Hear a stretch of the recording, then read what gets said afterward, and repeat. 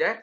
दोस्त आज का सेशन भी बहुत इंपॉर्टेंट होने वाला है, जो शायद हमें एक ऐसी सोच, एक ऐसा विजन दे देगा कि शायद हम जिंदगी में क्या करना चाहते हैं और कहां तक जाना चाहते हैं, उसके एक रास्ते के बारे में पूरी जानकारी दे देगा। दोस्त आज का जो सेशन मैं आपके साथ डिस्कस करने वाला हूं, देखिए हम करियर के लिए सब बेस्ट अपॉर्चुनिटी चाहते हैं। हम सब चाहते हैं यार आज मैं जिंदगी में धक्के खा रहा हूं, लेकिन मेरे बच्चों को धक्का नहीं खाना पड़े, उनके लिए कोई रास्ता बनाना है। आज हम सब चाहते हैं कि हम जिंदगी में उस एक बेस्ट अपॉर्चुनिटी को चुन लें जो हमारी जिंदगी बदल दे। तो दोस्त एजुटेक हम सब ने चुना है, इसलिए शायद आज हम इस वेबिनार के अंदर हैं। लेकिन मैं आपको बताना चाहूंगा, क्या एजुटेक वाकई ही हमारे लिए एक बेस्ट अपॉर्चुनिटी है क्या? क्या वाकई एजुटेक हमारे लिए बेस्ट करियर वे आउट है क्या, जो हमारी लाइफ, हमारे बच्चों की लाइफ, हमारे परिवार की लाइफ को बदल के रख देगा, जो हमारे परिवार की लाइफ को एक ऐसे मुकाम तक ले जाएगा जो हमने कभी सोचा भी नहीं होगा। शायद एक ऐसा मुकाम हम जिंदगी में हासिल कर पाएंगे कि जैसा हम चाहते हैं हमारी जनरेशन में मिले, हमारे बच्चों को मिले, हमारे परिवार को मिले। एक ऐसा फ्यूचर जो हम चाहते हैं कि हमारे बच्चे जिए, वो ऐसा फ्यूचर तक हमें ये प्लेटफॉर्म कैसे लेके जाता है। तो दोस्त मैं आपके साथ करीब अगले 45 मिनट से लेके 1 घंटे तक हम साथ में रहेंगे, और मैं आपके साथ एक वेबिनार, एक पीपीटी शेयर करने वाला हूं। बहुत इंपॉर्टेंट रहेगा। जैसे प्रसाद सर बता रहे थे कि आप कोशिश कीजिए एयरफोन यूज कीजिए और एक पीसफुल जगह पे बैठिए, क्योंकि मेरे बोलने से भी ज्यादा आप लोगों का सुनना इंपॉर्टेंट रहेगा दोस्त, क्योंकि उसका शायद एक एक शब्द आपके लिए कुछ ना कुछ मैसेज होगा। और मालूम नहीं कौन सी लाइन, कौन सा शब्द, कौन सी लाइन आपके लाइफ को चेंज कर सकती है, ये मैं पहले नहीं बता सकता। लेकिन आपका डिसीजन, आपका जो सोच है, आपने जो एजुटेक में आने का डिसीजन लिया है, ये आपकी लाइफ कैसे बदल देगा, ये हम थोड़ी देर में, अगले 40-45 मिनटों में या 50 मिनट में अंदर हम ये डिस्कस करेंगे, और शायद अपने फ्यूचर का बेस्ट वे आउट चुनेंगे आज, और बेस्ट वे आउट पे काम करने का डिसीजन लेंगे। दोस्त मैं आपके साथ पीपीटी शेयर करने वाला हूं। Yes, I am sharing my screen.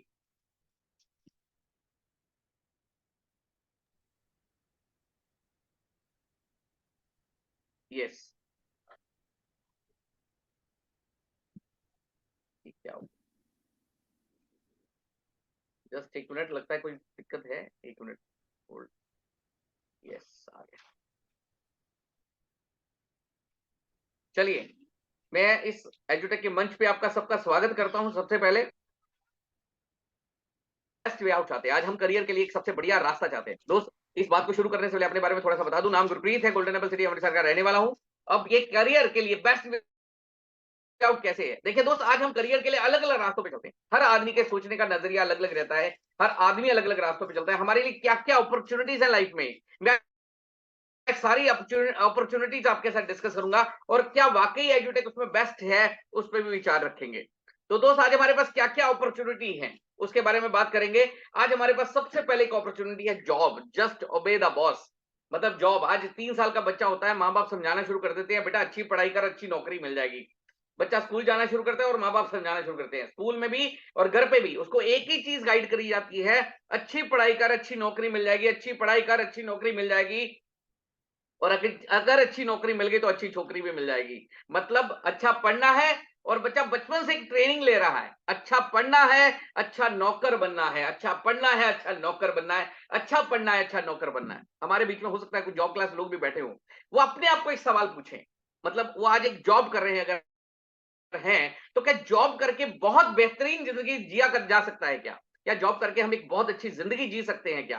तो वो खुद को सवाल जब करेंगे तो उनको समझ में आ जाएगा कि जॉब का सक्सेस रेट, दोस्त एक फॉर्च्यून 500 मैगजीन आती है, वो कहती है कि जॉब का सक्सेस रेट सिर्फ 5% है। मतलब सिर्फ 5% लोग ऐसे हैं जो जॉब करके अच्छी जिंदगी जी रहे हैं। 95% लोग हैंड टू माउथ रहते हैं, सुबह उठते हैं काम पे जाते हैं, शाम को घर आते हैं, खाना खाते हैं, टीवी देखते हैं, सो जाते हैं, सुबह उठते हैं फिर काम पे चले जाते हैं। 10 साल, 20 साल, 40 साल, और फिर सत श्री अकाल, भगवान के पास रवाना हो जाते हैं। यही जिंदगी जी करके वो वापस दुनिया से चले जाते हैं। लेकिन हम सब लाइफ में आगे ग्रो करना चाहते हैं, हम सब लाइफ में आगे बढ़ना चाहते हैं, तो दूसरा रास्ता हम सब सोचते हैं बिजनेस। दोस्त हम सब बिजनेस करना चाहते हैं, बिजनेस अपना बढ़ाना चाहते हैं। लेकिन दोस्त बिजनेस करने के लिए आज एक मतलब आसान काम नहीं रह गया, क्योंकि बिजनेस में भी कंपटीशन बढ़ता जा रहा है। डे बाय डे कंपटीशन बढ़ता जा रहा है। सबसे पहले तो बिजनेस छोटी इन्वेस्टमेंट से होना बंद हो गया। आजकल बड़ी इन्वेस्टमेंट्स चाहिए बड़ा बिजनेस करने के लिए। दोस्त, अगर मैं बात करूं तो शायद अगर एक दुकान खोलनी हो और उसमें शायद माल डालना हो तो शायद हमें 1 करोड़ रुपए लगा करके काम शुरू करना पड़ता है। चले 20-25 लाख लगा के भी अगर शुरू किया जाए तो 20-25 लाख का रिस्क भी साथ में चलता है। अगर मैं बिजनेस की सक्सेस की बात करूं तो उसका सक्सेस रेट सिर्फ 10% है दोस्त। सिर्फ 10% लोग ऐसे हैं जो बिजनेस करके एक सक्सेसफुल जिंदगी जी रहे हैं, एक कामयाब जिंदगी जी रहे हैं। 100 में से 90% लोग ऐसे हैं जो बिजनेस करके भी सिर्फ नई 10 दुकानें खुलेंगी तो उनमें से एक ऐसी होती है जो बहुत अच्छे से चल निकलती है, लेकिन बाकी 9 दुकानें कुछ देर चलती हैं और फिर बंद हो जाती हैं, कुछ देर चलती है और फिर बंद हो जाती है और फिर वहां पे नई दुकान खुल जाती है। तो बिजनेस में भी सक्सेस लेना इतना आसान क्यों नहीं रह गया? क्योंकि कंपटीशन डे बाय डे बढ़ता जा रहा है। छोटे बिजनेसमैन को बड़ा बिजनेसमैन सर्वाइव भी नहीं करने दे रहा। आज हालात ये बनते जा रहे हैं। दोस्त, आज मान लीजिए धीरू भाई अंबानी, रिलायंस वगैरह ने सब्जी बेचना तक शुरू कर दिया, तो ठेली पे खड़ा होकर सब्जी कोई लेना पसंद नहीं करता। अब तो मॉल में बड़े बड़े लाल लाल टमाटर और एसी में पड़ी हुई सब्जियां फ्रेश लगती हैं और लोग वहीं पे लेना पसंद करते हैं। तो बड़ा बिजनेसमैन छोटे को खत्म करता जा रहा है। आज छोटी इन्वेस्टमेंट से कोई बिजनेस नहीं हो पा रहा है। तो तीसरा हमारे सामने आता है प्रोफेशनल करियर। आज हर माँ सोचती है मेरा बच्चा डॉक्टर बन जाए, मेरा बच्चा इंजीनियरिंग फील्ड में आगे चला जाए। लेकिन क्या वो बनना आसान है दोस्त? उसके लिए पढ़ाई तो चाहिए ही, लेकिन पढ़ाई के साथ साथ बहुत सारा पैसा भी चाहिए। आज अगर हम अपने बच्चे को डॉक्टर बनाना चाहते हैं तो उसके लिए कम से कम 1 करोड़ रुपए का इन्वेस्टमेंट हो गया है दोस्त। 1 करोड़ रुपए अगर हमारी जेब में है तो शायद हम अपने बच्चे को डॉक्टर बनाने का सोच सकते हैं। और अगर अच्छे इंजीनियरिंग फील्ड में आगे लेके जाना चाहते हैं तो उसके लिए भी 20-25 लाख रुपए चाहिए। लेकिन क्या इतना पैसा लगा के हमारा बच्चा इमीडिएटली सक्सेसफुल हो जाता है क्या? नहीं। दोस्त, उसके लिए भी बहुत मेहनत की जरूरत है। और अगर आपको एक अच्छा डॉक्टर बनना है तो अपनी पढ़ाई कंप्लीट करने के बाद किसी सीनियर डॉक्टर के अंडर आपको 5-7 साल प्रैक्टिस करना पड़ेगा। अगर आपको एक अच्छा वकील बनना है तो किसी सीनियर एडवोकेट के पास जाके शायद 5-7 साल प्रैक्टिस करना पड़ेगा। अगर मैं एक प्रोफेशनल की लाइफ को स्टडी करूं तो एक professional almost 30 years of his age, वो 30 साल अपनी जिंदगी के सिर्फ पढ़ाई लिखाई में लगा देता है। उसके बाद 7-8 साल किसी सीनियर के पास प्रैक्टिस करने में लगा देता है। उसके बाद अपनी प्रैक्टिस स्टार्ट करता है और 7-8 साल उसको सेटल करने में लग जाते हैं। तो उसके बाद उसकी सक्सेस की जर्नी शुरू होती है। मतलब मान लीजिए 45 का होके सक्सेस की जर्नी शुरू करी और 50 का होके भगवान के पास चला गया है, तो उसकी जिंदगी सिर्फ 5 साल है। 45 साल उस जिंदगी को बनाने में लगा दिए। क्या हर प्रोफेशनल सक्सेसफुल हो जाता है? हर प्रोफेशन में आने वाला बंदा सक्सेसफुल हो जाता है? दोस्त, मैगजीन कहती है कि प्रोफेशनल करियर में भी सक्सेस रेट सिर्फ 17% है। 83% लोग एक प्रोफेशनल डिग्री लेने के बाद भी सक्सेसफुल नहीं हो पाते हैं। वो गुजारे की हद तक ही रहते हैं। जैसे आप खुद ये अंदाजा लगा सकते हैं। आप जिस एरिया में रहते हैं वहां पे जरूर कोई ना कोई कोर्ट होगा, कोई ना कोई मतलब कोर्ट होगा। आप कोर्ट रूम में जाके देखिए, कोर्ट में जाके देखिए, वहां पे आपको बहुत सारे वकील नजर आएंगे। दोस्त, अगर आपके इलाके में कोर्ट है और 1000 वकील अगर हैं तो सक्सेसफुल वकील पता कितने होंगे? 10-20 या 50 लोग। लेकिन 950 लोग सिर्फ स्ट्रगलिंग फेस कर रहे होंगे, डेली वेजेस पे काम कर रहे होंगे, सुबह जाते होंगे। मतलब मेरा एक दोस्त वकील है, वो कई बार बताता होता है कि यार हमसे अच्छे तो सब्जी मंडी मंडी में सब्जी बेचने वाले हैं। सब्जी बेचने वाला रोज कुछ ना कुछ कमा के लाता होगा, लेकिन हम में से आधे वकील ऐसे हैं जो खाली जेब चले जाते हैं और खाली जेब ही वापस आ जाते हैं। मतलब इतनी बड़ी डिग्रियां करने के बाद, इतनी बड़ी पढ़ाई करने के बाद, इतना मेहनत करने के बाद भी सक्सेस लेना इतना आसान नहीं है दोस्त। दोस्त, चौथा रास्ता हमारे सामने आया है एजुटेक, एक पर्सनल प्राइवेट फ्रेंचाइजी सिस्टम। एक ऐसा सिस्टम जिसके साथ अभी प्राइवेट फ्रेंचाइजी की अगर मैं बात करूं तो आज जिंदगी में एक चीज आप समझिएगा, private franchisee is the way जिसमें आदमी एक दिमाग से नहीं हजारों दिमागों से काम करता है। दो हाथों से नहीं हजारों हाथों से काम करता है तो उसकी सक्सेस उतनी ही तेजी से बढ़ती है। अगर मैं प्राइवेट फ्रेंचाइजी की बात करूं तो आज बाटा हो या टाटा हो, प्राइवेट प्राइवेट फ्रेंचाइजी सिस्टम को आगे लेके चल रहे हैं और अपनी जिंदगी में सक्सेस को बड़े मुकाम तक लेते जा रहे हैं। आज अगर आप को टाटा की गाड़ी लेनी हो तो और वहां पे अपनी गाड़ी पसंद करेंगे और गाड़ी ले लेंगे तो रतन टाटा की जेब में अपने आप पैसे चले जाएंगे। प्राइवेट फ्रेंचाइजी एक ऐसा वे है जिसमें आदमी एक दिमाग से नहीं हजारों दिमागों से काम करता है। दो हाथों से नहीं हजारों हाथों से काम करता है और उसका दायरा जो सीमित नहीं होता, असीमित होता है। मतलब वो एक साथ हजारों शहरों में काम कर रहा होता है और मतलब हजारों लोगों के साथ काम कर रहा होता है। तो private franchisee is the way. दोस्त सबको क्रॉस कर चुका है, इसका सक्सेस रेट है 22.5%। अगर दुनिया में 5 नए करोड़पति पैदा हो रहे हैं तो 1 करोड़पति प्राइवेट फ्रेंचाइजी सिस्टम को डेवलप करके आगे आ रहा है दोस्त। प्राइवेट फ्रेंचाइजी द वे जिसमें सक्सेस रेट बढ़ता जा रहा है, 2.5% है। मेरी बात को यकीन कीजिएगा, अगर हमें इस बारे में जानकारी मिल गई कि क्या है ये प्राइवेट, 2.5% नहीं 80% इसका सक्सेस रेट होगा। मतलब अगर दुनिया में 5 नए करोड़पति पैदा होंगे तो 4 करोड़पति प्राइवेट फ्रेंचाइजी सिस्टम को डेवलप करके आगे आ रहे होंगे। दोस्तों प्राइवेट फ्रेंचाइजी कहां से शुरू हुआ, कैसे शुरू हुआ, इसका मतलब लोगों को समझ में कैसे आया, मैं आपको थोड़ा सा उसके बारे में बताता हूं। दोस्त प्राइवेट फ्रेंचाइजी को बताने से पहले मैं आपको एक ऐसे पर्सन के बारे में बताना चाहूंगा who was the number 1 man in world.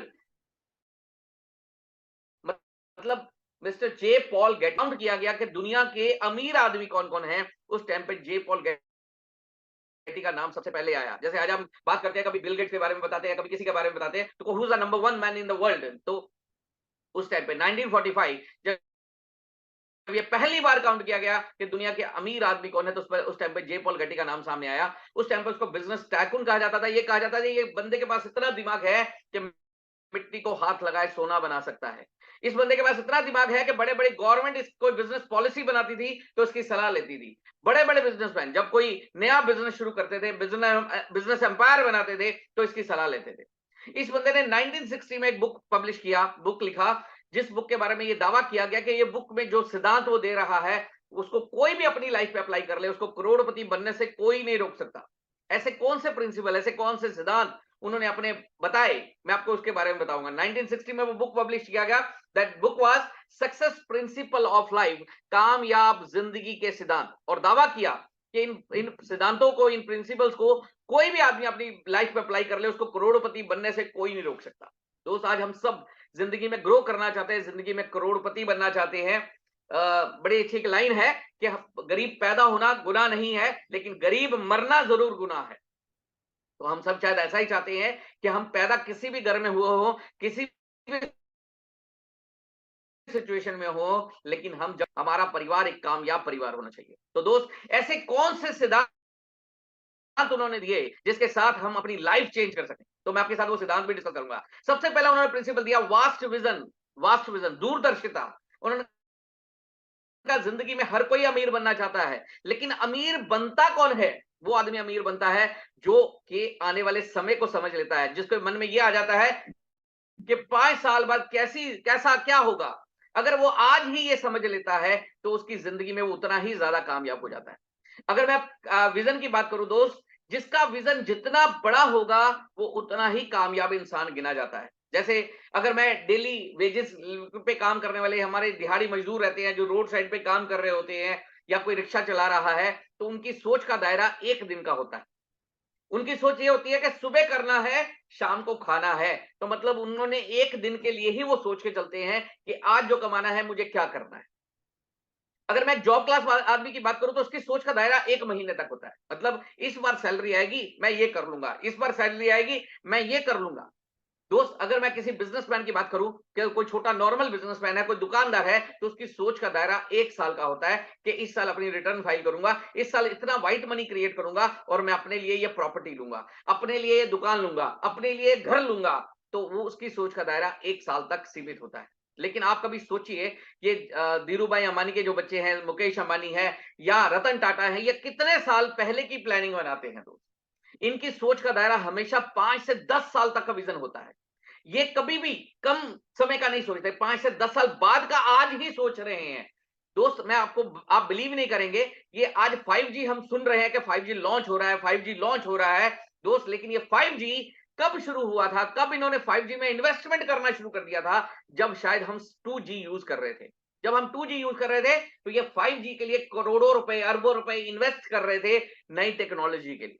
तो आप सोचिए, आज से 10 साल पहले अगर ये 5G पे इन्वेस्टमेंट कर रहे थे, तो मतलब इन्होंने आज के लिए 10 साल पहले ही सोच लिया था। वास्ट विजन, दूरदर्शिता। तो ये जिंदगी का सबसे बड़ा प्रिंसिपल है दोस्त। अगर हमें जिंदगी में ये समझ में आ जाए कि 5 साल बाद क्या होने वाला है और आज आप उसके बारे में विचार कर रहे हैं, तो दोस्त आप अपनी जिंदगी में हमेशा वास्ट विजनरी रहिए, दूरदर्शी रहिए, आगे के बारे में जरूर सोचते रहिए कि आगे आने वाला दोस्त जॉब करके अमीर नहीं हुआ जा सकता। दोस्त हम सब कहते हैं जॉब, घर में बच्चे को भी यही समझाया जाता है, बेटा अच्छी पढ़ाई कर अच्छी नौकरी मिल जाएगी, अच्छी पढ़ाई कर अच्छी नौकरी मिल जाएगी।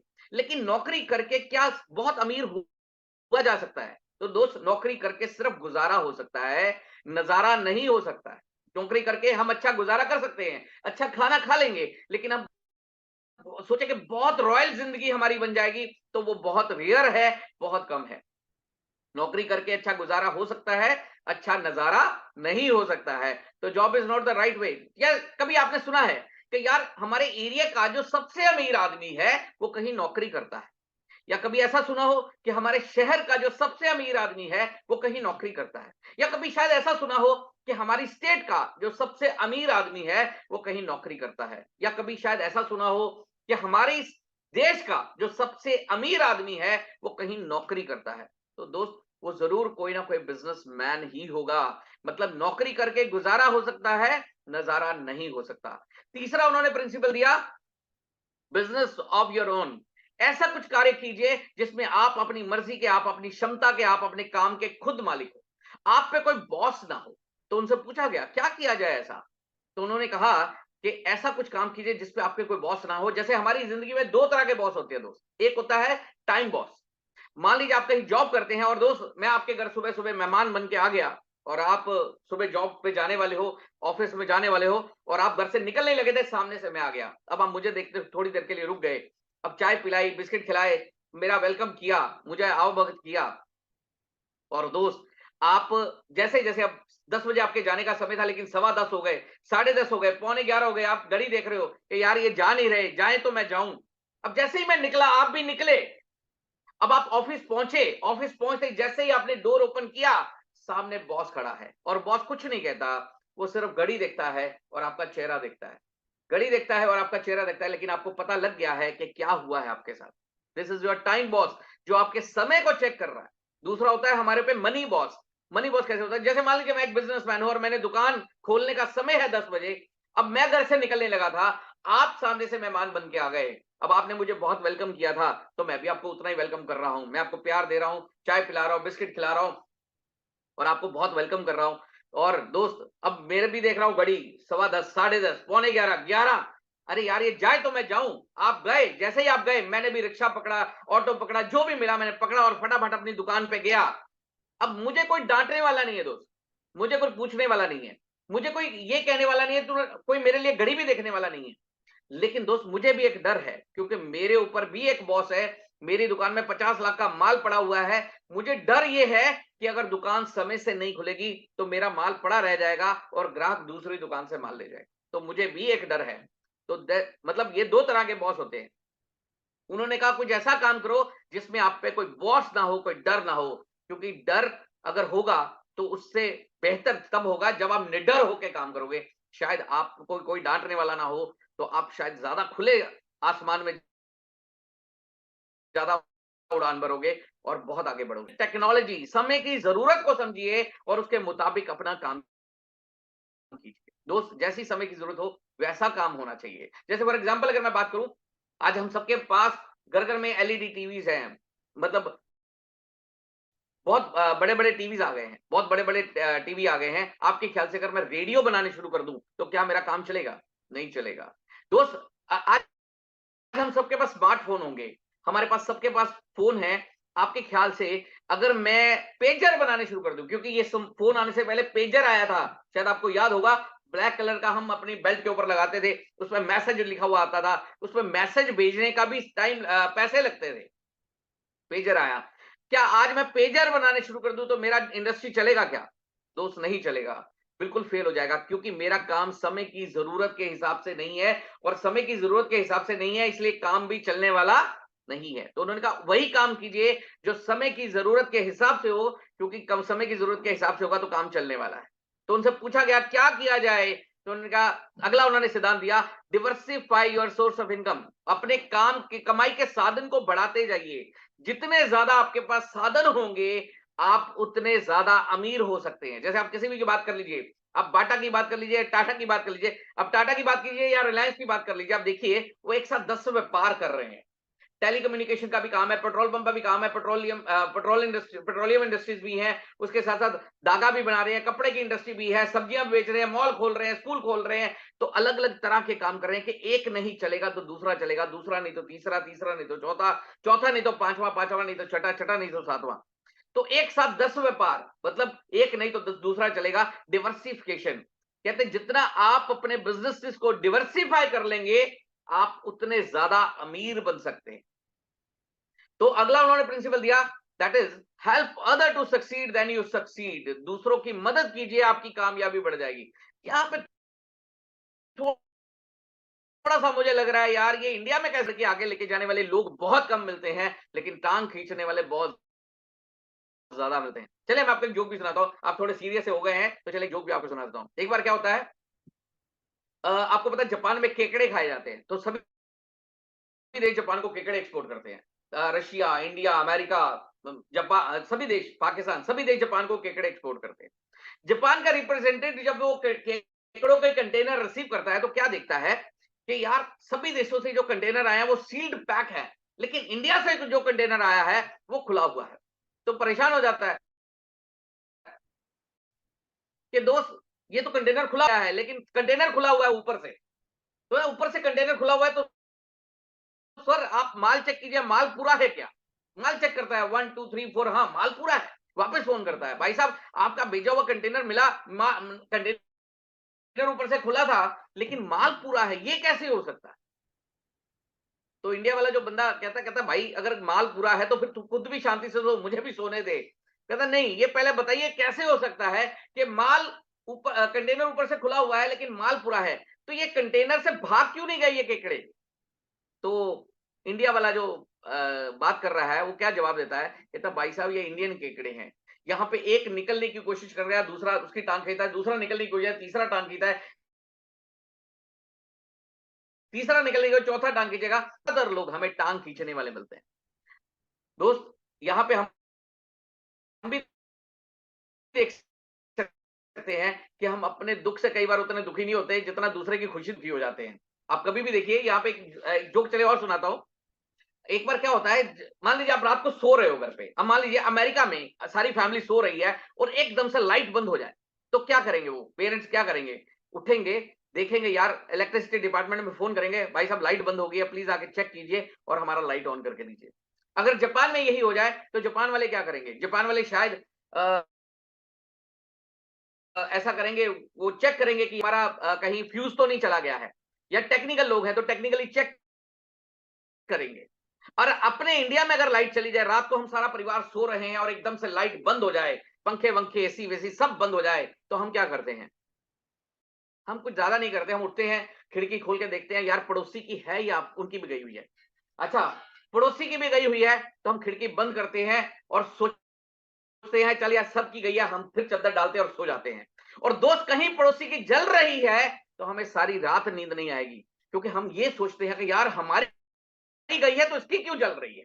तो मतलब हम अपने दुख से उतने दुखी नहीं है जितना शायद किसी और की खुशी को देख के दुखी होते हैं। ये हमारी थोड़ी सी साइकोलॉजी ऐसी बनी हुई है। तो दोस्त, यहाँ पे उन्होंने ये प्रिंसिपल दिया, help other to succeed then you succeed. दूसरों की मदद कीजिए, आपकी कामयाबी बढ़ जाएगी। तो ये थोड़ा सा मुझे लगता है कि ये कैसे होगा, लेकिन मैं आपको ये एग्जांपल के साथ समझाऊंगा कि ये जब अप्लाई किया जाएगा तो शायद हमारी सक्सेस उतनी बड़ी बन जाएगी। नेक्स्ट उन्होंने प्रिंसिपल दिया डुप्लीकेशन, कि अगर आप बहुत अमीर बनना चाहते हैं, बहुत ज्यादा आगे बढ़ना चाहते हैं, तो उसमें डुप्लीकेशन का प्रिंसिपल अप्लाई कीजिए और लोगों को अपने जैसा बनाइए, क्योंकि जितने लोग आपके जैसे बनते जाएंगे, आप उतने ही कामयाब, उतने ही अमीर बनते जाएंगे। 2 से 7 प्रिंसिपल उन्होंने लिखे और इस पे ये दावा कर दिया कि कोई भी पर्सन अपने ये प्रिंसिपल अप्लाई कर ले, उसको करोड़पति बनने से कोई नहीं रोक सकता। जिस बंदे ने सबसे पहले अप्लाई किया, मैं आपको उसके बारे में बताता हूं, was that man, that person was mister रे क्रॉक। नाम सुना है आपने? तो शायद कहीं भी किसी ने सुना भी हो तो मुझे पता नहीं है, लेकिन ये है कुछ रे क्रॉक। 1960 में एक कैंडी रिपेयर शॉप पे नौकरी करने वाला पर्सन, जिंदगी में बहुत धक्के खाए, मिलिट्री की नौकरी करी और भी बहुत सारे काम किए, बहुत सारे काम किए, और बहुत धक्के खाने के बाद एक ही सोचता था कि मुझे जिंदगी में अमीर आदमी बनना है। मुझे एक ऐसा आदमी बनना है कि मैं गरीब पैदा जरूर हुआ लेकिन गरीब मरूंगा नहीं, मुझे अमीर आदमी बनना है। ऐसा सोचने वाला ये बंदा, इसने 1960 में इस बुक के बारे में सोचा, सुना कि यार कोई ऐसी किताब मार्केट में आई है जिस पे ये दावा किया गया है कि कोई भी पर्सन वो प्रिंसिपल अपनी लाइफ पे अप्लाई कर ले, उसको करोड़पति बनने से कोई नहीं रोक सकता। तो ऐसे कौन से प्रिंसिपल है, चले मैं कोई अप्लाई करे ना करे, लेकिन मुझे अमीर आदमी बनना है, मैं ये प्रिंसिपल जरूर अप्लाई करूंगा। उसने क्या किया दोस्त, इस बुक के बारे में पढ़ा और सुना और उसको ले लिया और इसको इसके प्रिंसिपल्स को पढ़ना शुरू किया, इसके सिद्धांत पढ़ना शुरू किया। पहले दो प्रिंसिपल पढ़े, vast vision and job is not the right way. अपनी नौकरी के बारे में सोचा, यार आज मैं एक नौकरी कर रहा हूं, अगर 10 साल इसी नौकरी पे लगा रहूं तो क्या मैं अमीर बन सकता हूं? तो दिमाग ने जवाब दिया, यार पिछले 10 साल में भी नहीं बना, अगले 10 साल में भी नहीं बनेगा, यही हालात रहने वाले। तो क्या किया, घर जाके देखा कि मेरे घर में 6 महीने साल भर का राशन है क्या? अगर मैं नौकरी आज छोड़ दूं तो मेरे बच्चे गरीब भूख से मर तो नहीं जाएंगे। तो उसने देखा घर में ऐसा है, मेरे बच्चे भूख से मरने वाले नहीं है। क्या किया, जॉब से रिजाइन कर दिया कि अगर मैं अमीर नहीं बन सकता तो मुझे नौकरी करना नहीं है। दूसरे दो प्रिंसिपल पढ़े, business of your own and trade with technology. समय की जरूरत को समझिए और उसके मुताबिक अपना काम कीजिए। इंग्लैंड का रहने वाला था, 1960 में क्या हालात थे, वहां पे हस्बैंड वाइफ दोनों जॉब पे जाते थे और उन लोगों के पास सबसे बड़ी प्रॉब्लम होती थी, उनके पास खाना बनाने का समय नहीं होता था। तो पीपल प्रेफर्ड रेडीमेड फूड्स, लोग प्रेफर करते थे बना बनाया खाना कहीं अगर उनको मिल जाए तो वो प्रेफर करते थे, क्योंकि उनके पास खाना बनाने का समय नहीं होता था, हस्बैंड वाइफ दोनों जॉब पे जाते थे। तो उसने सोचा क्यों ना मैं कुछ ऐसा काम करूं कि लोगों को कुछ खाने के लिए दे दिया जाए, कुछ खाने की चीज बनाऊं मैं जिसके साथ लोग मतलब रोड साइड पे भी खड़े होकर खा सके, ट्रेन में जाते हुए खा सके, बस में बैठ के खा सके या पार्क में बैठ के खा सके, मैं कुछ ऐसा ऐसा फास्ट बना के दूं।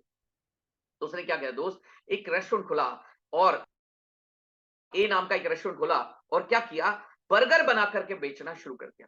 दोस्त धीरे अब बर्गर बना कर बेचना शुरू किया और उसका एक ही मिशन था, फास्ट डिलीवरी। फास्ट डिलीवरी मतलब एक ही सोच के साथ वो काम कर रहा था कि किसी को वेट ज्यादा ना करना पड़े, मुझे कुछ ऐसा मैकेनिज्म बनाना है कि लोगों को फास्ट से फास्ट में डिलीवरी दे सकूं। रेस्टोरेंट बहुत अच्छे से चलना शुरू हो गया, बहुत तेजी से ग्रो करना शुरू हो गया, उस एरिया में उसका अच्छा खासा नाम बनना शुरू हो गया। अब उसकी सेल का दायरा मतलब आप एक लिमिट में आप कह सकते हैं कि पहुंच गया। अब उसका रोज मान लीजिए 10,000 का सेल हो रहा है, लेकिन वो मेहनत कर रहा है, लेकिन सेल 10 से कभी 11 होता है तो कभी 9,000 भी हो जाता है। तो ऑन एन एवरेज उसका 10,000 सेल रोज का मान लीजिए आना शुरू हो गया। अब वो दोस्त उसने क्या किया, अगला प्रिंसिपल स्टडी किया, that is diversify your source of income. अपने कमाई के साधन को बढ़ाओ। तो दोस्त उसने सोचना शुरू किया क्या किया जाए, कैसे किया जाए। दोस्त उसने ये नहीं किया कि चलो एक बर्गर की दुकान है तो एक साड़ी की दुकान खोल लेता हूं, नहीं, उसने ऐसा नहीं सोचा। उसने कहा अगर इस काम में मैं कामयाब हुआ हूं तो मुझे इसी काम को और आगे बढ़ाना है। दोस्त हमारे बीच में कई लोग ऐसे होते हैं, एक साथ 10 कंपनियां चला रहे होते हैं, एक साथ 4 कंपनियां उठा के चल रहे होते हैं कि चल ये नहीं बिकेगा तो ये बिक जाएगा, ये नहीं बिकेगा तो ये बिक जाएगा। नहीं भाई, आपको जो अच्छा लगता है वो एक पकड़ लीजिए और उसमें ग्रो करना शुरू कर दीजिए, उसमें मेहनत करना शुरू कर दीजिए, क्योंकि कंपनियां ज्वाइन करने से नेटवर्क नहीं बनता, पैसा नहीं आता, नेटवर्क बनाने से पैसा आता है। आप 4 कंपनियों में अलग-अलग नेटवर्क बनाने की बजाय एक कंपनी में मिलकर के नेटवर्क बना दीजिए, तो मुझे लगता है आप बहुत ज्यादा ग्रो कर सकते हो। इसलिए सबसे बेस्ट प्लेटफॉर्म चुनिए और अपने लिए वो ग्रो करना शुरू कर दीजिए। रे क्रॉक ने भी ऐसा ही सोचा। उसने ये नहीं सोचा कि मैं बर्गर के साथ साड़ी की दुकान खोल लूं। उसने यही सोचा कि मैं बर्गर के काम में कामयाब हुआ हूं, तो कैसे मैं बर्गर के काम को और आगे बढ़ा सकता हूं। उसने एक दूसरा रेस्टोरेंट खोल दिया, दूसरे शहर में जाके बी रेस्टोरेंट खोल दिया।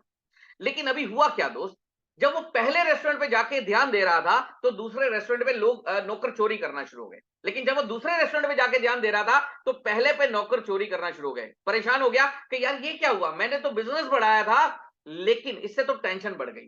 क्या किया, अपना एक रेस्टोरेंट बंद कर दिया। फिर क्या सोचा कि और कैसे किया जाए, शायद मेरी नॉलेज में अभी कोई ना कोई कमी है, शायद मुझे नॉलेज फिल करना होगा। तो उसने अगला प्रिंसिपल स्टडी किया, help other to succeed then you succeed and with that diversify your source of income. दूसरों की मदद कीजिए और उसके साथ अपने कमाई के साधन को बढ़ा लीजिए। उसने अपनी कजन सिस्टर नैन्सी को अप्रोच किया, नैन्सी जो कि दूसरे शहर में रहती थी, उसको अप्रोच किया, नैन्सी तो आजकल क्या कर रही है। नैन्सी ने कहा भैया मैं तो फ्री हूं। उसने कहा अगर तू फ्री है तो क्यों नहीं तू बर्गर बना करके बेचने शुरू कर देती। उसने कहा भैया मैं भी करना चाहती हूँ। आप बहुत तरक्की कर रहे हो, मैं भी कुछ ऐसा करना चाहती हूँ, लेकिन मुझे बर्गर बनाने नहीं आते। रेक रॉक ने कहा, कोई मुश्किल काम नहीं है, मैं तुझे करना सिखाऊंगा। नैन्सी ने कहा, भैया मैं तो दूसरे शहर में नई नई आई हूं, अभी ज्यादा लोग मुझे जानते नहीं है, कौन मेरे पास बर्गर खाने आएगा? तो रेक रॉक ने कहा, वो भी ज्यादा नहीं, वो भी मुश्किल काम नहीं है, मैं अपने नाम का बोर्ड तेरी दुकान पे लगा दूंगा। अब मेरा इस शहर में अच्छा खासा नाम बन चुका है, उस नाम की वजह से तेरे पास भी लोग आना शुरू हो जाएंगे, तो तेरा काम चलना शुरू हो जाएगा। नैन्सी कहा, भैया इतना सब आप मेरे लिए करोगे तो आप क्या लोगे? दोस्त, शायद हम होते उस जगह पे तो हम कहते चलो 50-50, आधे तेरे आधे मेरे। लेकिन रेक रॉक की सोच क्या थी? रेक रॉक ने सोचा, अगर मैं इस दुकान से 50% लेना चाहता हूं तो मुझे सिस्टम बनाया कि नैन्सी, मैं तेरे साथ हेल्प करूंगा, लेकिन उसके बाद तू संभालेगी उस, तो जो भी 100 रुपए की सेल होगी उसमें 96 तेरे और 4 रुपए मेरे। तो रेक रॉक, नैन्सी खुश। नैन्सी का, भैया इससे बेहतर क्या हो सकता है? तो दोस्त, उसने नैन्सी पे 15 दिन का मान लीजिए समय लगा लिया। 15 दिन में नैन्सी को सब कुछ करना सिखा दिया, बनाना सिखा दिया, बेचना सिखा दिया। अब नैन्सी सारी जिंदगी काम करेगी तो रेक रॉक के 4 रुपए जाते रहेंगे। दोस्त, उसकी सोच का समझिए कि नैन्सी अब किसके लिए काम करेगी? अपने 96 के लिए, रेक रॉक के 4 रुपए के लिए, अपने 96 के लिए, और रेक रॉक को पूरी जिंदगी 4 रुपए का फायदा मिलता रहेगा। दोस्त, रेक रॉक ने एक दूसरा रेस्टोरेंट और इसी तरह से खोला, तीसरा खोला, चौथा खोला, पांचवा खोला, छठा खोला, सातवां खोला, आठवां खोला। आज हम सुन के हैरान होंगे, उसी रेक रॉक के 40,000 से ज्यादा की रेस्टोरेंट चेन है पूरी दुनिया में। और अगर एक रेस्टोरेंट पे डेली 10 घंटे काम हो रहा है, तो रेक रॉक का डेली 4 लाख घंटे काम हो रहा है दोस्त।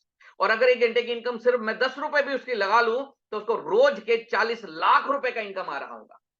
कहने का मतलब आप समझिएगा दोस्त, आज रेक रॉक को मरे हुए करीब 25 साल हो चुके हैं। 25 साल पहले रेक रॉक मर चुका है, लेकिन लास्ट ईयर भी जब ये काउंट किया गया दुनिया के अमीरतम आदमी कौन कौन है, उस लिस्ट में भी उसका नाम है शायद 67th person of the world, richest person of the world.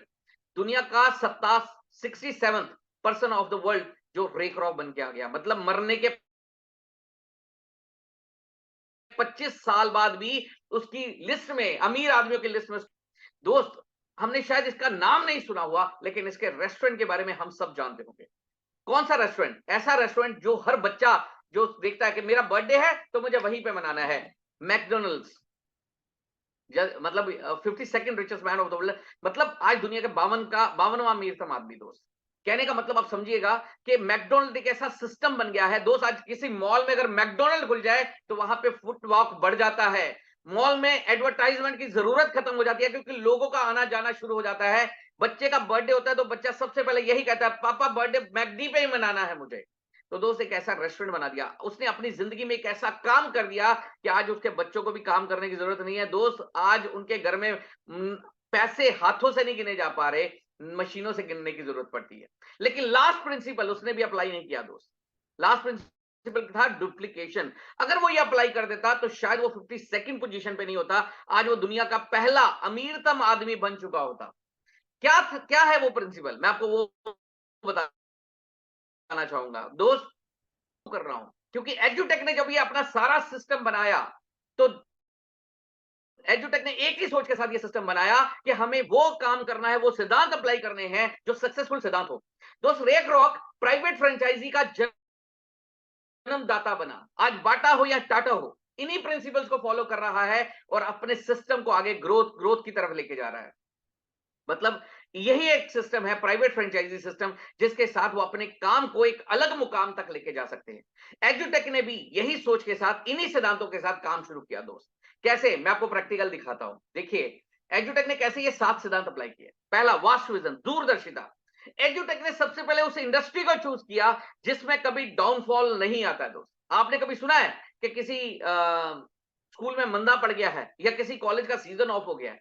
कभी नहीं, ऐसा हो ही नहीं सकता है दोस्त। वास्ट विजन, दूरदर्शिता। एक एजुकेशन एक ऐसी इंडस्ट्री है, किसी भी बिजनेस में अप एंड डाउन आ सकता है दोस्त, लेकिन एजुकेशन में कभी अप एंड डाउन नहीं आता। एजुकेशन कभी रुकेगा नहीं, कभी इसकी ग्रोथ कम नहीं होगी, क्योंकि हम 100 करोड़ लोगों को भी एजुकेट कर लें तो 500 करोड़ नए पैदा हो चुके होंगे। मतलब एजुकेशन एक ऐसी इंडस्ट्री है जिसमें कभी डाउनफॉल नहीं आता है।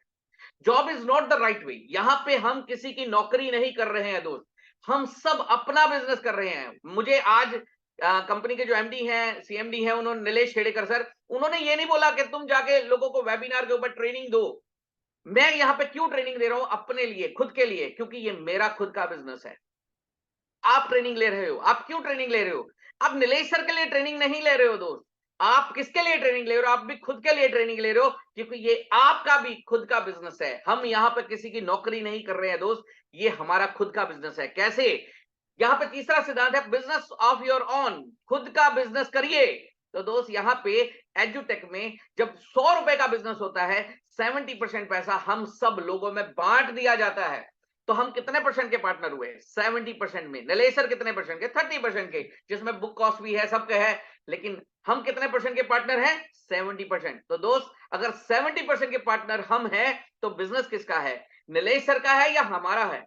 या यस, ये हमारा बिजनेस है। This is our own business. ये हमारा खुद का व्यापार है। कैसे? Trade with technology. समय की जरूरत को समझिए और व्यापार कीजिए। जैसे मैं बात करता हूं कई बार कि यार एसटीडी पीसीओ छोटा सा बिजनेस था, लेकिन आज से 30 साल पहले जिस बंदे ने एसटीडी पीसीओ खोला, उस टाइम पे उसने करोड़ों रुपए बनाए। मोबाइल का काम शुरू हुआ आज से 20 साल पहले। जिस बंदे ने 20 साल पहले मोबाइल का काम किया, उसने मोबाइल में करोड़ों रुपए बनाए। एजुकेशन, एजुकेशन में क्यूआर कोड। दोस्त, आज से अगर मैं बात करूं 100 साल पहले भी अगर मैं बात करूं, तो हमारे बच्चे कैसे मतलब कैसे पढ़ा जा रहा है? हमारे फोर फादर कैसे पढ़ रहे थे? वही चौक और वही बोर्ड। दोस्त, जब हम पढ़ने गए, हम भी वही चौक वही बोर्ड। आज हमारे बच्चे पढ़ने जा रहे हैं, वही चौक वही बोर्ड। आज एजुकेशन में टेक्नोलॉजी एंटर कर रही है दोस्त। आज हम क्लाउड कैंपस पे काम कर रहे हैं। क्लाउड कैंपस आने वाला फ्यूचर है दोस्त। और क्यूआर कोड उसमें सबसे एडवांस टेक्नोलॉजी है। 24/7 बच्चे के पास टीचर होगा। बच्चा टाइम बाउंड नहीं रहेगा, बच्चा प्लेस बाउंड नहीं रहेगा। बच्चा कहीं पे भी बैठा है पूरी दुनिया में अपनी क्लास अटेंड कर सकता है। बच्चा कहीं पे भी बैठा है, कभी भी, रात हो या दिन हो, जब चाहे अपनी एजुकेशन कंटिन्यू कर सकता है। एक ऐसा सिस्टम, एक ऐसा मैकेनिज्म उन्होंने बनाया ट्रेड विद के कॉस्ट इफेक्टिव वे से। दोस्त, आज अगर मैं बात करूं, तो आज एजुकेशन एक आम आदमी की अप्रोच से बाहर जा रहा है। आज एक आम आदमी अपने एक बच्चे को अच्छा एजुकेशन प्रोवाइड नहीं कर पा रहा है, क्वालिटी एजुकेशन प्रोवाइड नहीं कर पा रहा है। तो उस समय पे एजुटेक का आना, ये एक ऐसा सिंबल होगा, ये ऐसा साधन है कि जिसमें हर गांव में बैठा बच्चा भी वही एजुकेशन ले सकता है जो पूना में बैठा, कोटा में बैठा या बॉम्बे में बैठा बच्चा ले सकता है। तो मतलब एक ऐसा सिस्टम जिसके साथ एक यूनिफॉर्म एजुकेशन सिस्टम बन जाएगा। और ऐसा सिस्टम आप समझिए कितना बड़ा फ्यूचर हमारे लिए बना देगा। बच्चे के पास 24 घंटे टीचर का होना क्यूआर कोड के साथ, ये बहुत बड़ा एक एडवांटेज होगा। और ये ट्रेड विद टेक्नोलॉजी है। मतलब समय की जरूरत भी खत्म होने वाला नहीं है। मतलब एक ऐसा व्यापार।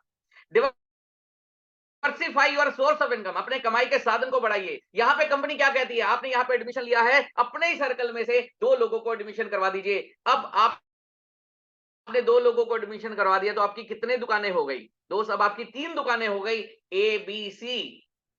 अगर बी पे बिजनेस होगा तो भी आपको फायदा होगा, सी पे बिजनेस होगा तो भी आपको फायदा होगा। डिवर्सिफिकेशन, हमारी दुकानों की गिनती बढ़ती जाएगी।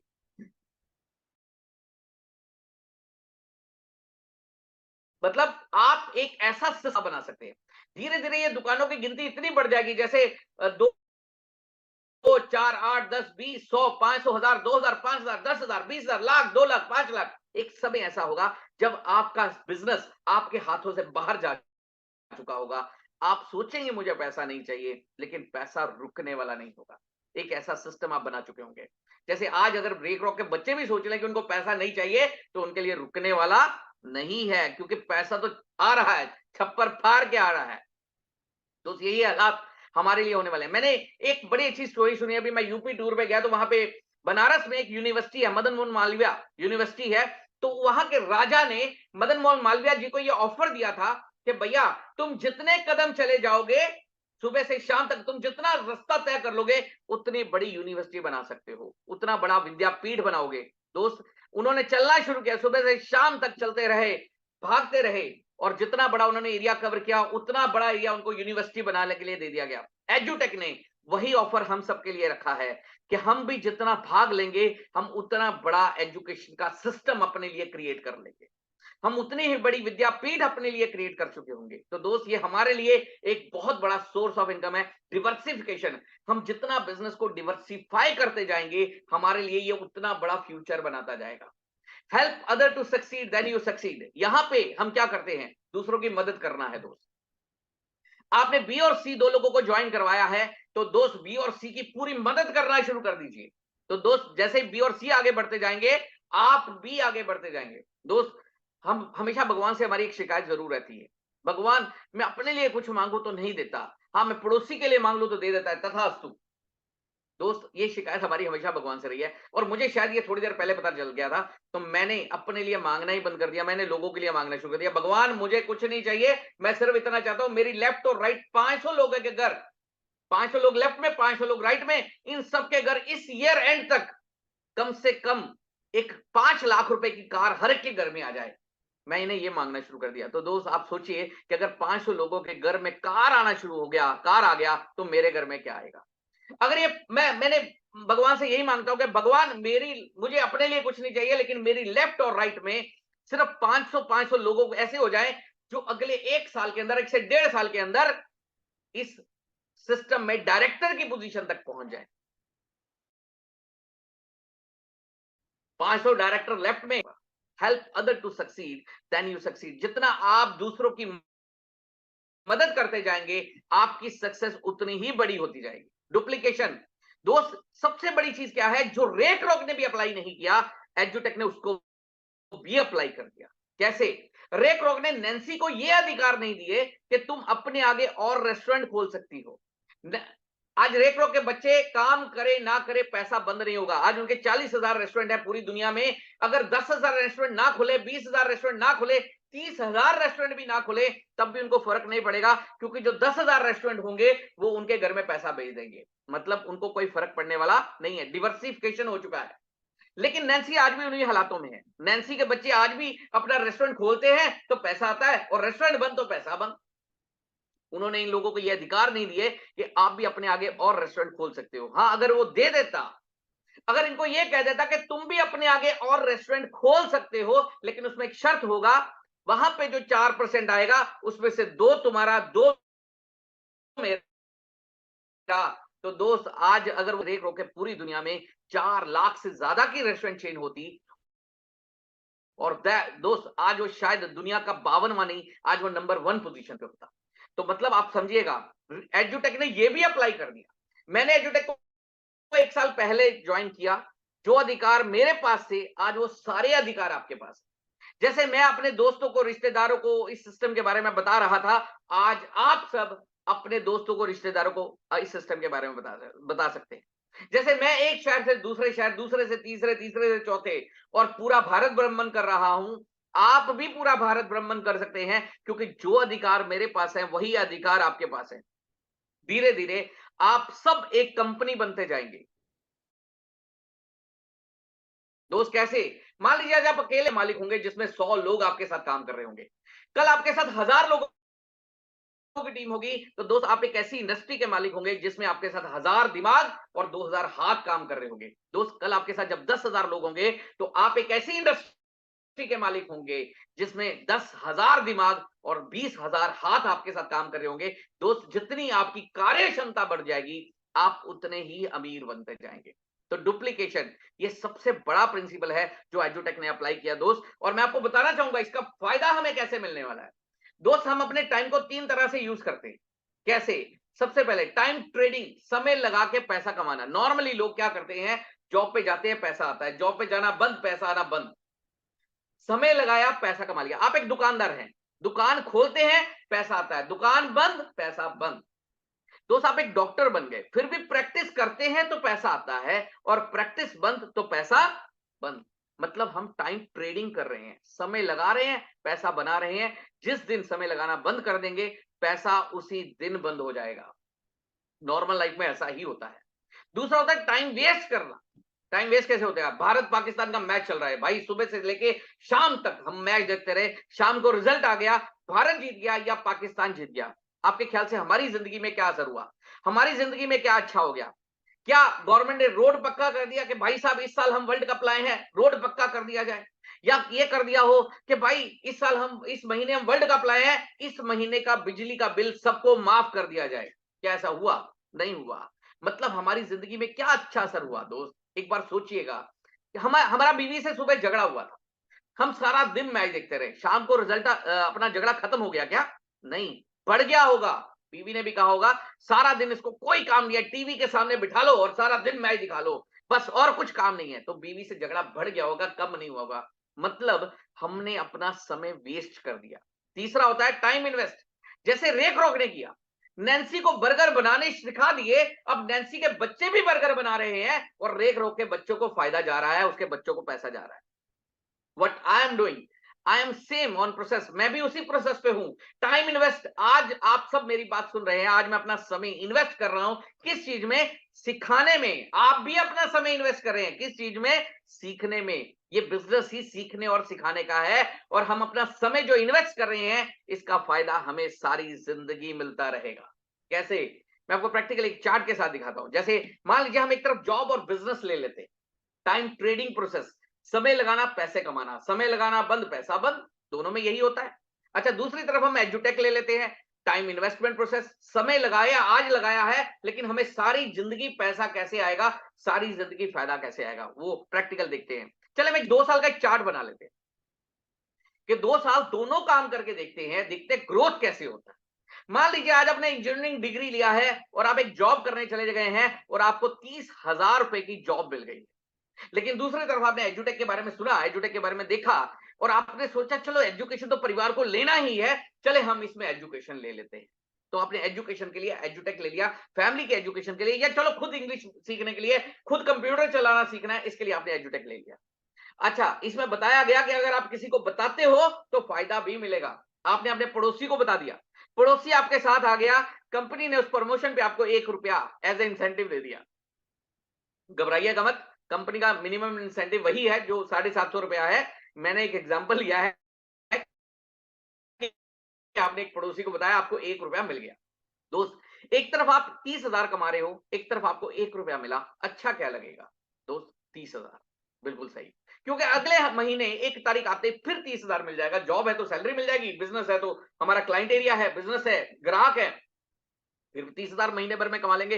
कभी 25 होगा, कभी 35 भी होगा, तो एक एवरेज पकड़ लिया, उसका भी 30,000। तीसरा महीना फिर आया, फिर 30,000, चौथे महीने फिर 30,000, पूरे साल में देखा 3,60,000 हमारे घर पे आ चुका हुआ है। अब एजुटेक में क्या हुआ? हमने अपने पड़ोसी को बताया, हमें 1 रुपया मिला। अगले महीने कितने लोग कोशिश करेंगे? 2, आप और आपका पड़ोसी। कितने दिमाग? 2 दिमाग। कितने हाथ? 4 हाथ। 2 दिमाग 4 हाथ। अब काम बढ़ेगा, दिमाग बढ़ रहे हैं या हाथ बढ़ रहे हैं, एफर्ट बढ़ेंगे, काम बढ़ेगा तो कमाई भी बढ़ेगी। दोस्त, अगले महीने हमारी कमाई हो सकता है 2 रुपए बन जाएगी। दोस्त, अगले महीने क्या हुआ? अगले महीने उसी तरह काम बढ़ा, इनकम 4 रुपए हो गया। अगले महीने काम बढ़ा, 8 रुपए हो गया। अगले महीने 16 रुपए, 32 रुपए, 64 रुपए, 128, 256, 512, 1024, 2048, टोटल करके देखा 4-5 हजार रुपया साल भर में हमारे घर पे आ गया। दोस्त, एक तरफ आप 3,60,000 कमा चुके हैं और एक तरफ आपको 4-5 हजार आ रहा है, आपको क्या अच्छा लग रहा है? ऑब्वियस है, जॉब या बिजनेस। बिल्कुल सही। अब जॉब है तो सैलरी बढ़ जाएगी अपनी अगले साल, बिजनेस है तो हमारे ग्राहक बढ़ जाएंगे, तो अपनी इनकम अगले महीने हो गई 40,000। दोस्त, अगले महीने फिर कितना आएगा? 40,000, फिर 40,000, फिर 40,000, फिर 40,000, पूरे साल में देखा 4,80,000 हमारे घर पे आ चुका है। अब एजुटेक में क्या हुआ? एजुटेक में 12वें महीने में हमने देखा हमें 2,000 आया था, अगले महीने कितना आ गया? 4,000, अगले महीने 8,000, 16,000, 32,000, 64,000, 1,00,000, 2,50,000, 2,56,000, 5,00,000, 10,00,000, 20,00,000, 40,00,000, 80,00,000, टोटल करके देखा 1.5 करोड़ क्रॉस हो गया। अब क्या अच्छा लग रहा है दोस्त? जॉब या एजुटेक? एजुटेक। आपके चेहरे की स्माइल बता रही है कि अब एजुटेक अच्छा लग रहा है। दोस्त, क्यों ऐसा क्यों हुआ उसको समझिएगा। ये 2 साल का चार्ट मैंने क्यों बनाया, मैं आपको एक लॉजिक समझाना चाहता हूं इसके पीछे, बिहाइंड दिस। दोस्त, हम जॉब में बहुत मेहनत कर रहे हैं, बिजनेस में बहुत मेहनत कर रहे हैं, लेकिन एक दिमाग और 2 हाथों से मेहनत कर रहे हैं। जितनी हमारे अंदर कार्य क्षमता है, हम उतना पैसा बना रहे हैं। लेकिन एजुटेक में हमने जब 2 साल लगाए तो उसमें क्या हुआ? 1 साल हमें पैसा कम जरूर आया, लेकिन लोग हमारे साथ जुड़ते रहे, लोग दिमाग बढ़ते जा रहे हैं, हाथ बढ़ते जा रहे हैं, तो ऑटोमेटिकली हमारी हमारी कमाई बढ़ती जा रही है। हम पहले अकेले थे, लेकिन पहले महीने में क्या हुआ, हमने पड़ोसी को बता दिया, तो रे, क्रॉक और नैन्सी, मतलब 2 दिमाग 4 हाथ हो गए। धीरे-धीरे हमारे साथ लोगों की गिनती बढ़नी शुरू हुई, दिमागों की गिनती बढ़नी शुरू हुई, तो धीरे-धीरे जैसे-जैसे ये बढ़ते जा रहे हैं, हमारा बिज़नेस, हमारा काम भी बढ़ता जा रहा है और हम आगे तरक्की की तरफ बढ़ते जा रहे हैं। इसी तरह से ग्रोथ होती जा रही है दोस्त। इसमें सिंपल सा एक लॉजिक है, सीखना है और सिखाना है।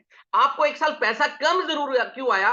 क्योंकि आपका वो समय इन्वेस्ट हुआ किस चीज़ में? सीखने में और अपने जैसे लोगों को सिखाने में। लेकिन धीरे-धीरे आपके साथ लोगों की गिनती बढ़ती जा रही है, दिमागों की गिनती बढ़ती जा रही है, हाथों की गिनती बढ़ती जा रही है, ऑटोमैटिकली आपकी कमाई बढ़ती जा रही है।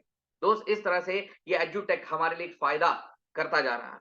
दोस्त, अगर मैं बात करूं कि ये बिजनेस क्या वाकई बेस्ट है हमारे लिए, क्या वाकई ये बेस्ट है अपॉर्चुनिटी हमारे लिए? दोस्त, आज एक बिजनेस करने से पहले आदमी क्या क्या सोचता है? कोई भी बिजनेस करने से पहले 4 चीजें हर आदमी सोचता है। सबसे पहला, प्रोडक्ट, बेचना क्या है, सबसे पहले आदमी यही सोचता है। दूसरा, मार्केट में चलेगा कि नहीं चलेगा।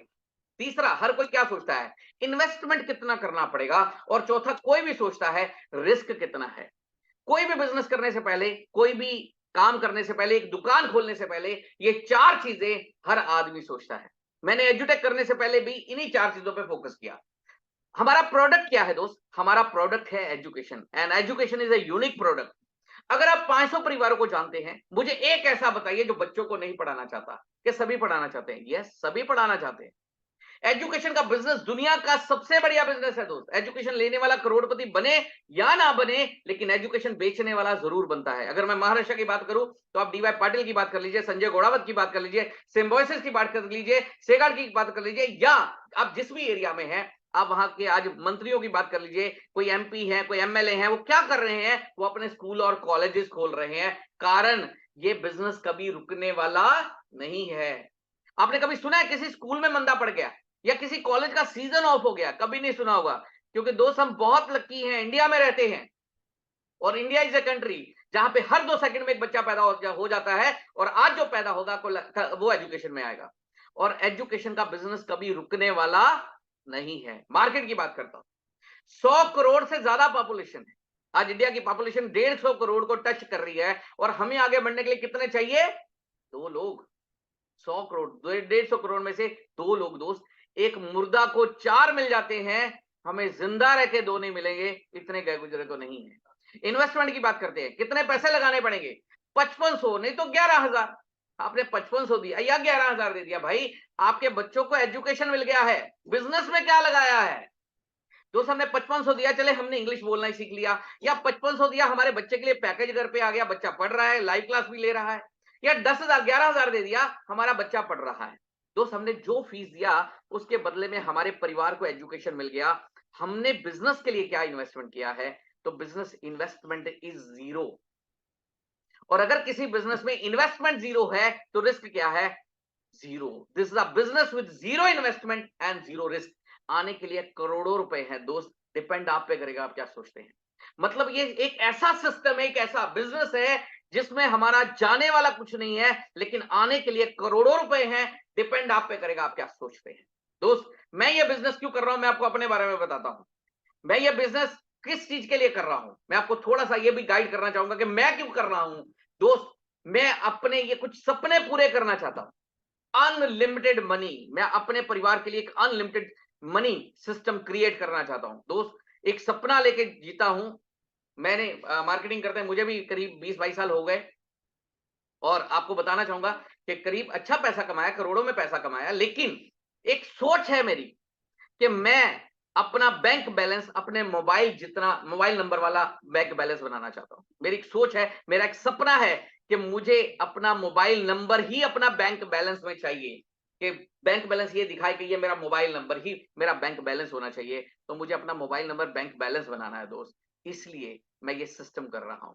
इसलिए I want to create unlimited money. एक ऐसा सिस्टम बना देना चाहता हूं जिसमें पैसे की कमी मेरे परिवार से खत्म हो जाए। मैं कुछ ऐसा सिस्टम बना देना चाहता हूं, अनलिमिटेड मनी।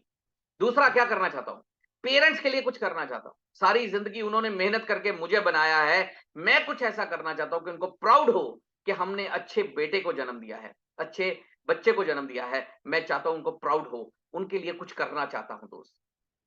और क्या चाहता हूं? लग्जरी हाउस, अपने परिवार के लिए एक लग्जरियस हाउस बनाना चाहता हूं, जिसमें आप ये समझिए कि एक ऐसा सिस्टम, लग्जरियस हाउस बनाना चाहता हूं कि पूरे शहर में लोग देखने के लिए आए कि यार घर होना चाहिए तो ऐसा होना चाहिए। एक ऐसा लग्जरियस हाउस बनाना चाहता हूं। और क्या चाहता हूं? मैं अपने परिवार के लिए एक बढ़िया कार लेना चाहता हूं दोस्त। ऐसा नहीं है, कार है, लेकिन कार भी लग्जरियस कार देना चाहता हूं। मैं चाहता हूं मेरे परिवार में अगर 4 लोग हैं तो चारों के पास अलग-अलग कार होना चाहिए। एक ऐसा सिस्टम बनाना चाहता हूं। दोस्त, आपको बताना चाहता हूं कि dreams are the driving force. मैं कार लेने के लिए एक्चुअली मार्केटिंग फील्ड में उतरा दोस्त। पेरेंट्स की अगर मैं बात करूं तो पेरेंट्स जो है मिडिल क्लास फैमिली है दोस्त। मदर प्राइवेट स्कूल में पढ़ाते थे, फादर अकाउंटेंट थे। हैंड टू माउथ कहूं तो किसी टाइम पे वो भी हालात नहीं थे, किराए का घर था। लेकिन मार्केटिंग फेज में उतरने का कारण सिर्फ ये लग्ज एक कार है सर। एक ऐसा ट्रेजेडी, कहते हैं कुछ लाइफ में कुछ ऐसी घटनाएं होती हैं जो जिंदगी को बना जाती हैं। कुछ ऐसी हमारे जिंदगी में कुछ ऐसे हादसे भी होते हैं जो हमारी जिंदगी बनाने के लिए होते हैं दोस्त। मेरी जिंदगी में भी कुछ ऐसा हादसा हुआ। मैं आपको बताना चाहूंगा, ऐसे 20 साल पहले, 22 साल पहले जब मेरी नई नई शादी हुई, तब मेरी नई नई शादी हुई थी, तब मेरे पास एलएमएल वेस्पा स्कूटर होता था। और स्कूटर मतलब मैं स्कूटर बढ़िया 20-25 किक मार के स्टार्ट हो ही जाता था। अच्छी कंडीशन में था, सिर्फ हॉर्न नहीं बजता था, बाकी सब बजता था उसका। दोस्त, ऐसे हालातों में था मैं। मेरे दोस्त मेरा मजाक उड़ाया करते थे कि भाई थैला पास में रखा करके स्कूटर बिखर गया तो क्या करेगा। दोस्त, एक फैमिली फंक्शन में जाने का हुआ। बुआ जी के लड़के की शादी थी और बुआ जी बहुत अमीर थे, पैसे वाले थे, तो उन्होंने फार्म हाउस, हमारे यहाँ पे अमृतसर में फार्म हाउस है, महाराजा फार्म्स, अगर आप गूगल भी करेंगे तो आपको मिल जाएगा। वहां पे उन्होंने शादी का फंक्शन था अपने बेटे के लिए, रात का फंक्शन था। मैं और मेरी वाइफ स्कूटर पे बैठ के गए। मेरा ब्रदर, मेरी मदर एंड फादर। पैंडल वाला रिक्शा आप लोगों ने देखा होगा, उस पे बैठ के वहां फंक्शन हॉल तक गए। रात को 9 बजे का टाइम था। जैसे ही हम वहां पे पहुंचे, बारिश शुरू हो गया, और बहुत तेज बारिश। मतलब रात को 9 बजे जैसे ही बारिश शुरू हुआ तो करीब करीब रात को 1 बजे तक लगातार एक ही स्पीड पे बारिश होता रहा। बारिश थोड़ा सा स्लो हुआ तो सभी लोगों ने घर की तरफ निकलना शुरू कर दिया। घर की तरफ निकलना शुरू कर दिया। तो हम भी अपना फंक्शन में बाहर आए। रात को 1 बजे के करीब समय था। तो देखा बाहर कोई रिक्शा नहीं है, बाहर कोई ऑटो भी नहीं है, तो क्या किया जाए, फैमिली को कैसे घर भेजा जाए। तो मुझे लगा चलो कोई बात नहीं, इतने सारे हमारे रिलेटिव्स हैं वहां पे, तो किसी से चले मैं कार ले लेता हूं, फैमिली को घर छोड़ूंगा। तो मैंने कुछ रिश्तेदारों से कार मांगी। अब मतलब क्या जवाब मिला, कुछ रिश्तेदार तो ये कह रहे हैं यार गाड़ी की चाबी पता नहीं कहाँ है। कोई रिश्तेदार ये कह रहा है यार ड्राइवर ने गाड़ी पता नहीं कहाँ पे लगा दिया। अच्छा, बुआ जी का बड़ा लड़का है, वो क्या कहता है कि गाड़ी तो मैं तेरे को दे दूं, लेकिन पेट्रोल कम है, पता नहीं तेरे घर तक जाएगा कि नहीं जाएगा। अपने मन में एक विचार आया, क्या मैं इन लोगों की गाड़ी लेके भाग जाऊंगा क्या। अच्छा सोचा छोड़ो यार, पानी में पिघल थोड़ी जाएंगे, मांगना नहीं है, पैदल भी जाना पड़ेगा तो चलेंगे। तो अपने परिवार के साथ पैदल चलना शुरू किया। करीब 1 से 1.5 किलोमीटर पैदल चलने के बाद मुझे एक पैडल वाला रिक्शा नजर आया। मैंने परिवार को उसमें बिठाया और घर के लिए रवाना कर दिया। दोस्त, उस दिन सारा परिवार घर आके सो गया, लेकिन मुझे नींद नहीं आई। मुझे उस दिन एक चीज का एहसास हुआ था कि कार नहीं है तो जीना बेकार है। तो कार लेने के लिए मैं मार्केटिंग फेज में उतरा। आज मैं थैंक्स करना चाहता हूं सारे रिश्तेदारों का जिन्होंने कार नहीं दी उस रात, क्योंकि अगर वो दे देते तो मुझे कार की कीमत एहसास नहीं होता। दोस्त, उन सारे रिश्तेदारों का थैंक्स, क्योंकि दोस्त कहते हैं ना संघर्ष ना तकलीफ, ना संघर्ष ना तकलीफ, तो क्या मजा है जीने में। और बड़े बड़े तूफान थम जाते हैं दोस्त जब आग लगी हो सीने में। जब आग लगी हो सीने में, जब आपके सीने में आग लग जाती है तो आप बड़े बड़े रास्ते बना लेते हो दोस्त। यही कुछ शायद उस रात, वो मुझे लगता है कि जो वो बारिश थी, वो रात थी, वो मेरे लिए थी, क्योंकि मेरी लाइफ चेंजिंग नाइट मैं उसको मानता हूं कि मेरी रात में अगर बदलाव हुआ है, मेरी जिंदगी में अगर बदलाव हुआ है तो शायद उस रात की वजह से हुआ है। दोस्त, मैं आप सबको यही कहना चाहूंगा, हमें कभी भी बाहर वाले आग नहीं लगाते, हमें अपने ही आग लगाते हैं। जिंदा हैं तब भी अपने ही आग लगाएंगे, और मर जाएंगे तब भी अपने ही आग लगाएंगे। तो दोस्त, बाहर वाले आग नहीं लगाते, अपने ही आग लगाते हैं। बस इस आग को हमें बुझने नहीं देना है, इस आग को हमने जिंदा रखना है, क्योंकि यही आग हमें आगे लेके जाती है। कहते हैं एक पत्थर चोट खा के कंकर कंकर हो गया, एक पत्थर चोट खा के कंकर कंकर हो गया, और एक पत्थर चोट सह के शंकर शंकर हो गया। तो अगर शंकर बनना है तो चोट चोट सहना पड़ेगा। लग्जरी कार, कार लेने के लिए मैं मार्केटिंग फेज में उतरा। दोस्त, आज मैं थैंक्स कर रहा हूं, करना चाहूंगा उन सबका जिन्होंने उस रात मुझे कार नहीं दी, और उनकी बदौलत आज मेरे घर में भी कार है। और दोस्त लेकिन मैं लग्जरियस कार लेना चाहता हूं। मैं चाहता हूं, आज मैं ये हालात बनाना चाहता हूं कि मेरे परिवार में अगर 4 लोग हैं तो चारों के पास अलग अलग कार होना चाहिए। ऐसे हालात बनाना चाहता हूं। Next, respect, love, relation, recognition. Respect किसकी होती है दोस्त? जिसकी जेब में पैसा होता है। जिसकी जेब में पैसा नहीं होता, गली का कुत्ता भी उसको नहीं पूछता। आज रिश्तेदार भी उसके हैं जिसकी जेब में पैसा है, नहीं तो आपके रिश्तेदार के पास से गुजर जाएंगे और शायद आपको बुलाएंगे भी नहीं अगर आपकी जेब में पैसा नहीं है। दोस्त, आज मैं तो कहता हूं प्यार भी उसी को मिलता है, गर्लफ्रेंड भी उसी की है जिसकी जेब में पैसा है। जिसकी जेब में पैसा नहीं है, गर्लफ्रेंड भी उसको छोड़ के जा जाती है कि ये खुद भूखा नंगा है, मुझे क्या खिलाएगा। मान सम्मान भी उसी को मिलता है। पैसा सबसे इंपॉर्टेंट होता जा रहा है। Respect, love, relation, recognition. Next, time freedom, समय की आजादी। आज मैं काम कर रहा हूं, मेहनत कर रहा हूं, लेकिन मैं अपने परिवार के साथ एक पूरी जिंदगी जीना चाहता हूं दोस्त। मैं एक अच्छी बात कहना चाहूंगा कि 2-3 साल अगर आप अपने परिवार के साथ जिंदगी जीना चाहते हैं तो आज एक निर्णय कर लीजिए। 2-3 साल इतनी मेहनत कर लीजिए जैसी किसी ने की ना हो, और उसके बाद आप ऐसी जिंदगी जिएंगे जैसी किसी ने जी ना हो।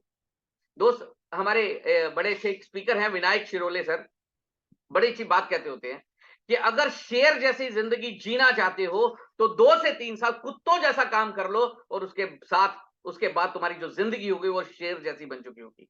टाइम फ्रीडम एंजॉय करना चाहते हैं। Next, financial freedom. Financial freedom क्या होता है दोस्त? जब आपका पैसा पैसा कमा रहा हो, आप सो रहे हो और पैसा आ रहा हो, आप जाग रहे हो तो पैसा आ रहा हो, आपका पैसा पैसा कमा रहा हो, उसको बोलते हैं फाइनेंशियल फ्रीडम। आप पैसा ना कमा रहे हो, आपका पैसा पैसा कमा रहा हो, उसको कहते हैं फाइनेंशियल फ्रीडम। मैं एक ऐसी फाइनेंशियल फ्रीडम लेना चाहता हूं। नेक्स्ट, और क्या चाहता हूं? डेब्ट फ्री लाइफ। आज हाउसिंग लोन, कार लोन, ये लोन वो लोन मैं खत्म कर देना चाहता हूं कि मेरे दरवाजे पे कोई मांगने वाला नहीं आना चाहिए। एक ऐसी जिंदगी बना देना चाहता हूं। Next, security. आज मेरे हाथ पैर दिमाग चल रहे हैं, पैसा मैं कहीं पे भी बना सकता हूं, लेकिन मैं एक ऐसी जिंदगी बना देना चाहता हूं कि कल को 5 साल बाद मैं काम ना भी करूं तो पैसा आना बंद ना हो। एक ऐसा सिस्टम क्रिएट कर देना चाहता हूं।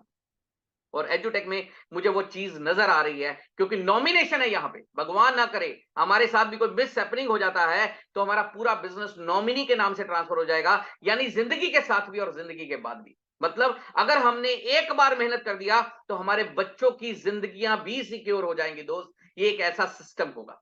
नेक्स्ट, और क्या चाहता हूं? Foreign tour with family. अपने परिवार को पूरी दुनिया दिखाना चाहता हूं दोस्त। मैं अपने बच्चों को एक कुएं का मेंढक बना के नहीं रखना चाहता। मैं अपने बच्चों को एक ऐसी जिंदगी देना चाहता हूं कि पूरी दुनिया वो देखे, पूरी दुनिया में जाएं। एक ऐसी जिंदगी अपने परिवार को, अपने बच्चों को देना चाहता हूं। ये कुछ चीजें हैं जो मैंने आपके सामने लिखी हैं। मैं ये आपसे भी पूछना चाहूंगा, इनमें से कोई चीज ऐसी है क्या जो आप नहीं चाहते कि सब चाहते हैं? अपने दिल से पूछिएगा। और अगर आपका दिल आवाज देता है कि हाँ मुझे सब चाहिए, तो फिर अपने आप से एक सवाल पूछिएगा, आज हम एक जॉब कर लेते हैं, या आज हम कोई छोटा मोटा 10-15-20 लाख लगा के छोटा मोटा बिजनेस कर लेते हैं, अगर 10 साल भी उसमें काम करते रहे तो क्या ये हो सकता है क्या? अगर आपके दिल से आवाज आती है हाँ हो सकता है, तो आपको कुछ और करने की जरूरत नहीं है, वही करते रहिए। लेकिन अगर आपके दिल से आवाज आती है नहीं हो सकता है, तो फिर दूसरा सवाल अपने आप को पूछिएगा, एजुटेक आने वाला फ्यूचर है, आप करो या ना करो, मैं करूं या ना करूं, ये रुकने वाला नहीं है। एजुटेक जिसमें अपना कुछ जाने वाला नहीं है। अगर इस सिस्टम में हम 3 से 4 साल या 5 साल मिलके जोर लगा दे तो इसमें क्या ये सब हासिल हो सकता है क्या? अगर आपके दिल से आवाज आती है हाँ हो सकता है, तो फिर कुछ और सोचने की जरूरत नहीं है दोस्त, करने की जरूरत है। एजुटेक करने की जरूरत है और घर घर तक लेके जाने की जरूरत है। मैं आप सबको इसी बात के साथ कहना चाहूंगा कि एजुटेक जो सिस्टम आया है दोस्त, आप सबको बता देना चाहूंगा कि मेरी ये लाइन याद रखिएगा कि इतिहास तो बन के रहेगा, आप करेंगे तो आपके साथ बनेगा, नहीं तो किसी और के साथ बनेगा, और इतिहास तो बन के रहेगा। यहीं पे मैं अपनी बात को आज विराम देना चाहूंगा। हमारे बहुत बड़ा सिस्टम है हमारे लिए, और अगर हमने वाकई 2 से 3 साल अपने परिवार के साथ मिलकर जोर लगा दिया तो मुझे लगता है दुनिया की कोई ताकत हमें आगे बढ़ने से नहीं रोक सकेगी, हमारे परिवार को सिक्योर होने से नहीं रोक सकेगी। दोस्त, एक ऐसा टाइम इन्वेस्टमेंट प्रोसेस कि अगर हमने एक बार समय लगा दिया सारी जिंदगी उसका फायदा आएगा। यहां पे मैं अपनी बात को यहीं पे विराम देना चाहूंगा और आप सबको लास्ट मेरी सोच बताना चाहूंगा कि एजुटेक मेरी सोच में क्या है। एजुटेक एक मंच है मिलने और मिलाने का। एजुटेक एक मंच है मिलने और मिलाने का। एजुटेक एक जज्बा है कुछ कर दिखाने का। एजुटेक एक रास्ता है अपनी मंजिल तक जाने का। एजुटेक एक यंत्र है जमीन से आसमां तक जाने का, और एजुटेक एक मंत्र है उस स्वर्ग को धरती पे लाने का, उस स्वर्ग को धरती पे लाने का। Thank you all of you, thank you so much. Now मैं यहीं पे अपनी बात को विराम देना चाहूंगा।